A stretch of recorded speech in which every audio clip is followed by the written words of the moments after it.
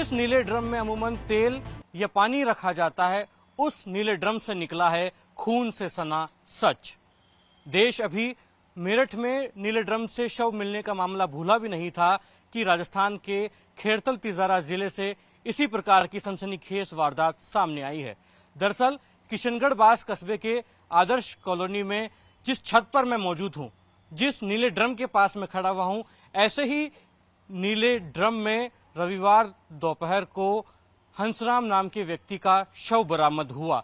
दरअसल शव मिलना बड़ी बात नहीं है, लेकिन जिस तरीके से उस शव में बदबू न आए उसके लिए नमक डाला गया था और जिस प्रकार से क्राइम थ्रिलर सीन के तरीके पूरी घटना को अंजाम दिया गया है, वो मायने रखता है। अब हम आपको इस किचन में लेकर चलेंगे, जहां दिखाएंगे कि किस प्रकार से जब ये पूरा ड्रम यहां मिला तो वाकई में सनसनी मच गई। दरअसल आप ये पूरा दृश्य इस रसोई का देख रहे हैं कि कैसे यहाँ पर जो हंसराम अपनी पत्नी और 3 बच्चों के साथ रहता था इस किराए के मकान में, जब ड्रम में उनका शव मिला तो वाकई में पूरे इलाके में सनसनी फैल गई।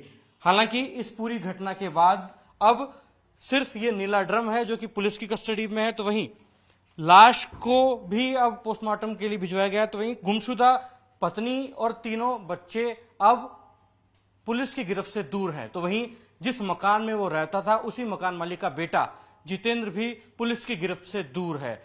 ऐसे में साफ तौर पर यह पूरा मामला रहस्यों से भरा है। बड़ा सवाल यह है कि क्या यह पारिवारिक विवाद की खौफनाक परिणति है या फिर इसके पीछे कोई और कातिल है।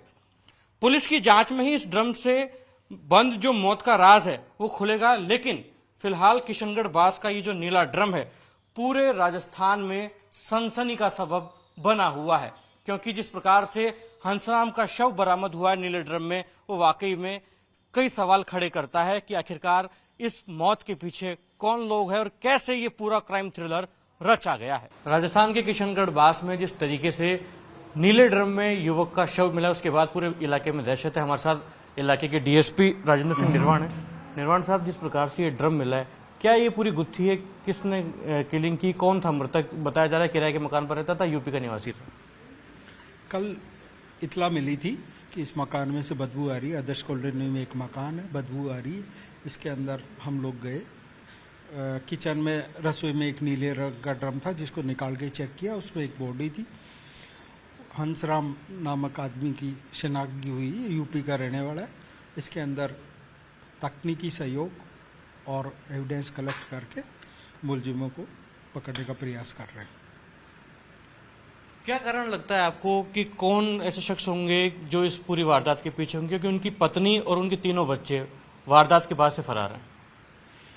मकान मालिक का लड़का है जो मुनीम है भट्टे के ऊपर, और ये दोनों भट्टे पे काम करते थे। अभी उसका नाम सामने आया है। उसकी पत्नी और मकान मालिक का लड़का मौके से फरार है परसों शाम से, वारदात के बाद से। जल्दी इसका पटाक्षेप करेंगे। लगी हुई है टीमें, विशेष प्रयास कर रहे हैं। लोगों द्वारा, जो स्थानीय लोग ये भी कह रहे हैं कि जो मृतक हैं वो शराब पीने का या नशे का आदी था, तो क्या वो भी एक कारण हो सकता है कि पारिवारिक कलह थी या फिर कोई उनकी पत्नी के मकान मालिक के बेटे के साथ अवैध संबंध हो? वो सब चीज़ें अनुसंधान का पार्ट है, बाद में सारी चीज़ें क्लियर करेंगे। तो मौके के डीएसपी राजेंद्र सिंह निर्वाण कह रहे हैं कि पूरे मौके में सघनता से जांच जारी है, लेकिन वारदात के बाद से मृतक की पत्नी और बच्चे फरार हैं। उनको ढूंढने के लिए भी तमाम जो विशेष टीमें गठित की गई वो अपनी जांच को अंजाम दे रही हैं। किशनगढ़ बास के आदर्श कॉलोनी में जिस घर में मृतक हंसराम का शव मिला है, उसके मकान मालिक हमारे साथ हैं मिथिलेश जी। मिथिलेश जी, कब से ये किराएदार के रूप में आपके यहाँ रह रहे थे? अभी 1.5 महीना हुआ इनको। अच्छा, क्या करता था हंसराम? अभी कोई काम नहीं करता था, ये तलाश में था। उसमें काम भट्टे से आया था, भट्टे पे करता था। भट्टा बंद होने से तो ये इधर आ गए। ये बोल रहा था कि मैं जाऊंगा अपने गांव में, अगर इधर काम मिल गया तो मैं यहाँ कर लूँगा, और नहीं मिला तो फिर हम गांव चले जाएंगे। भट्टे तो बंद हो गए। उनके साथ और कौन कौन रहता था आपके घर में? उसके बच्चे, मेरे बच्चे तो अलग ही है। उनके बच्चे थे 5 से 3 बच्चे हैं उसके, 2 मियाँ बीबी है। अच्छा, तो उनकी पत्नी और उनके बच्चे भी इस वारदात के बाद से फरार है, वो कहाँ गए? हाँ, उस दिन से ही फरार है वो। कोई जानकारी है कहाँ गए? अब जानकारी होती तो हम बता देता, हमको क्या पता जानकारी कहाँ गए कहाँ नहीं। जन्माष्टमी का टाइम था, हम अपने उसमें लग रहे थे काम में।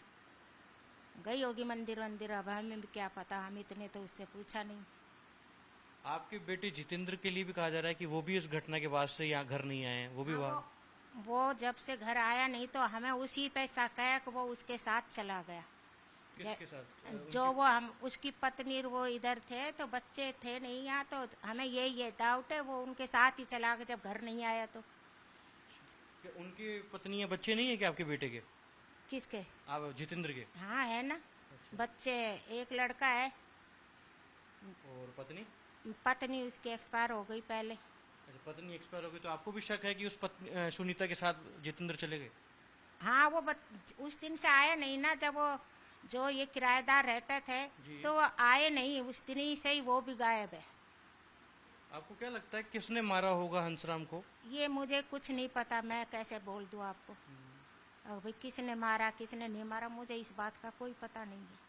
जानकारी कैसे हुई थी कि उनकी मौत हो गई? क्या दुर्गंध हुई थी या फिर आप हाँ, ऊपर गई थी? दुर्गंध हुई थी। वो दूसरे दिन मैं ऊपर गई हूँ तो जब उसमें आ रही थी बदबू छत के ऊपर, जैसे मैं छत पे गई तो मेरे को ऐसी बदबू आ रही जैसे कोई मुर्दा मरा पड़ा, पता नहीं कुत्ता मरा पड़ा क्या। मैं मेरा पोता था, इससे कही बेटा देखी थे, इसने देखा, बोला माँ जी हाँ बदबू आ रही है, ऐसी बदबू आ रही जैसे तो कोई कुत्ता छिड़ रहा है या वो। मैं बेटा तो 100 नंबर पे फोन मिला, कोई आदमी हमारा है नहीं, सब काम पे गए उड़े हैं, कोई है वो। इसने मेरे पोता ने फोन मिला कर दिया, मैंने पुलिस में फोन करा तो पुलिस वाले तुरंत आके ना उन्होंने देखा है क्या था क्या नहीं था उसमें, मुझे कुछ नहीं पता इस बात का। अब आप क्या चाहते हैं कि इस पूरे मामले का पटाक्षेप होना चाहिए, जो भी कसूरवार हैं वो पकड़े जाने चाहिए, आरोपी पकड़ में आना हाँ, आरोपी तो पकड़ना चाहिए। मैं तो यही कहूंगी आरोपी कोई भी हो उसको पकड़ना चाहिए। इस प्रकार की बात भी सामने आ रही है कि जितेंद्र अब यहाँ पर नहीं है, सुनीता भी फरार है। क्या वो दोनों मिलकर इस पूरी वारदात को अंजाम दे सकते इस हैं? बात को नहीं कह सकती, मैंने जो जितनी मेरे से बात हुई मैं उसी को कहूँगा।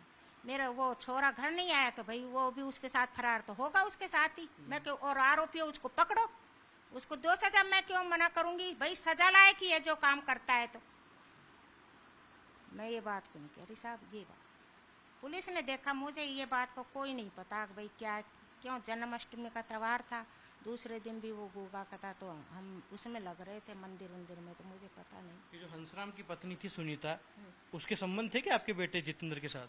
नहीं, मैंने ऐसा कुछ नहीं देखा, इतना जरूर पता है अब उसका आदमी रिंग करता है।